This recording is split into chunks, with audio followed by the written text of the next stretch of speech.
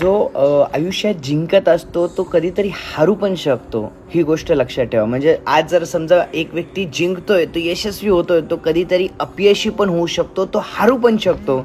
पण जी व्यक्ती लोकांसाठी काम करते, जी व्यक्ती लोकांना जिंकवण्यासाठी काम करते, ती कधीच हरत नाही, कारण ती एखाद्याला यशस्वी बनवण्यासाठी काम करत असते. गाईज, प्रत्युष ही संकल्पना काय युनिक आहे?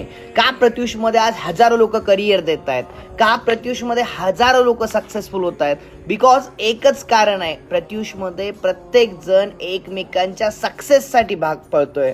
प्रत्येकाची नियत एकच आहे की ही व्यक्ती यशस्वी झाली पाहिजे, मग ते कोणत्याही सेक्टरमध्ये असो. आज प्रत्युषने मल्टिपल सेक्टर मार्केटमध्ये ओपन केले, ज्याच्यामध्ये आज हजारो लोक काम करतायत. पण ज्याची नियत साफ आहे एखाद्याच्या प्रती की बाबा ह्या व्यक्तीला मला यशस्वी बनवायचं आहे, ती व्यक्ती कधीच हरू शकत नाही. आणि हाच सगळ्यात मोठा सिद्धांत आहे प्रत्युष